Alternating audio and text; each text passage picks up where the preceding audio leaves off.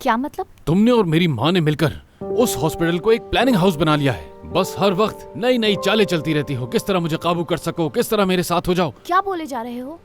मुझे तो लगता है अपने होश में नहीं हो। ये बताओ, बेवकूफ समझती हो ना तुम मुझे? हाँ, और समझती हो कि मेरे अंदर अकल नहीं है।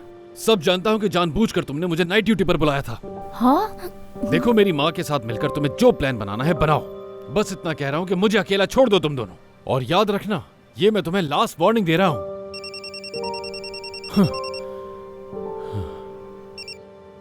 हाँ बोलो मेरा।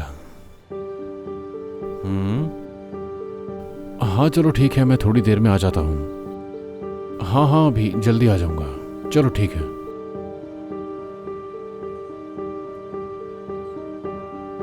ओह सेलिन, एक बात मैं तुम्हें जरूर बताना चाहूंगा कि तुम इस घर में मेहमान की तरह ही थी, लेकिन ये सूरत हाल अब बहुत ज्यादा बदलती जा रही है। जितना जल्दी हो सके अपने लिए कोई और ठिकाना ढूंढ लेना।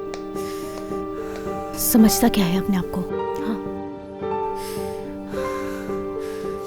अब तक तो मैं खामोश बैठी थी, अब देखना करती क्या हूँ। छोड़ूंगी नहीं।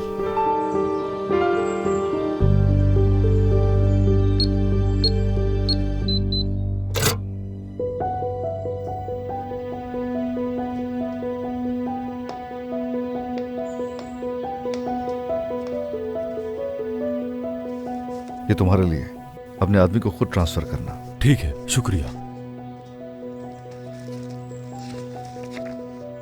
ये अकाउंट्स कैसे हैं? अनम के खानदान तक पहुंच गए, बल्कि यूं कहें कि उसकी मां तक। तहकीकात में ये सारी चीजें सामने आई। ये उस रकम की ट्रांजैक्शन से जो अनम की मां यगमूर कारा को भेजी गई है। सालों तक चलता रहा ये? बिल्कुल, तकरीबन 2-3 साल तक।